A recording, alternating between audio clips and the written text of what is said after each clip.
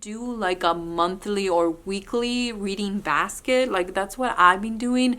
I've been putting aside 4 books in a little basket by my nightstand, and whenever I feel like reading, that's where I'm allowing myself to go and read from, to try to go through my physical TBR. I just ordered some bookcases for my bedroom, and I feel like there are so many books in there that I have no idea I like, that I feel like displaying books that I don't know if I'm gonna like. What is the purpose? It's not like it's an, a decor style. Books to me need to serve a purpose, and it's the purpose of entertaining or learning something, or but adding something to it, and not just because they're popular on YouTube or Book Talk, just being collected. So I'm going to start this weekly challenges where I'm going to add 4 different books that I have in my physical TBR and try to see how many I can read that week. You have to keep in mind that some weeks it's going to be very little, maybe 1 or maybe none, because of new releases, which is part of my job. I have to keep up with the new releases. But I still want to go through my physical TBR, and I'll tell you, these books I haven't read because they're very popular thriller mystery books that I know you probably already heard about them. So I'm like, why? And it's not something that would add anything to my in-person book club here at the library, or I feel like the only reason why I would read these thrillers is because of my personal enjoyment. And then I thought, if I'm not reading for that reason, why am I reading, right? And I'm going to start with the first one, which is One by One by Ruth Ware. Haven't read any books by Ruth Ware, even though she's very, very popular.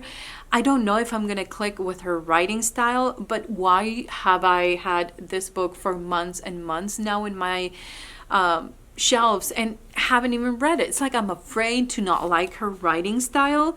This is the story of I think 8 co-workers that end up going to this ski resort, and they are cut off because of a storm. They have everything they need. I mean, they're warm, they have food, they're in a nice place, but everyone has a secret. So this is going to be the first one I'm going to add, and I do have the audiobook that I'm going to try to use to try to read it faster. Now, the next one is The Woman in Cabin 10, again by Ruth Ware. Interestingly enough, if you didn't think that it was still a thing, we have CDs from the libraries. So that's what I'm going to do for audiobook. I'm going to listen to this audiobook as I'm reading. I feel like it's the fastest way that I can read. If I can sit down and read physically, but then whenever I can't, I can still listen to the audiobook. Now, there's a new book that is coming out, The Woman in Suite 11, that is coming out on July, and I feel like I have an ARC for it, which is crazy. So I really want to read this book and see, if it really connects to, let me say it again, The Woman in Suite 11, and that way I kind of have a better understanding. And again, if I don't like it, I can always DNF it and move on and understand that it's not for me. But for whatever reason, I've been collecting the books that I don't even know I'm gonna like. Now, the next one is one that I'm already reading. It's called The Last to Vanish, and it's by Megan Miranda. I got this on some kind of sale at Target months and months ago. I'm gonna say last summer, and I kind of started it and I thought it was good, but I wasn't really interested in it. Now, we've had quite a few days of rain, overcast, and really nasty weather, and for whatever reason, I don't know if you can see, but that's kind of the vibe of this book. This is the story, I think it's called A Town of Cutter Pass, if I'm not mistaken. There is a little hotel there that's very beautiful with big windows. You can look at the mountains from there. It's just nice. But people go missing from there. Like, they go to this trail and they go missing. And apparently there's 6 people that last time were seen at this motel or hotel. And we are introduced to this lady that is working at the reception. There's this guy that wants to check in. He doesn't have ID, he only has cash.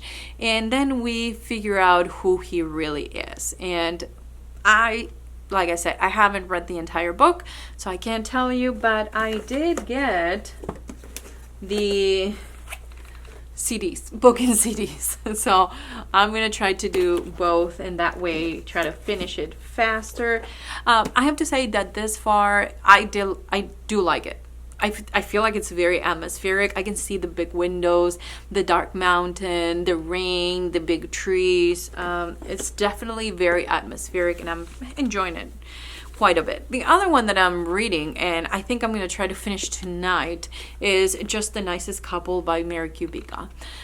I love Mary Kubica's writing. I like the idea of this book. What I don't like is this far is it's like almost like you compare writing styles, you know, between different authors. Some have a very, I'm keeping this information from you in this style, and this other one is like, I'm keeping information from you, but I'm giving you so much more other things that you still can be engaged. In this one, you're like, I don't know. So what happened really? I'm still trying to figure out, but it's kind of annoying, the part that the way that it's making you guess. And that's all I'm gonna say until I do the review on this book. And I'm sure you've heard about this book before, but this is a story of a couple. Her name is Nina, and the husband's name is Jake, if I'm not mistaken. And then Jake and Nina have an argument one night. Jake goes away.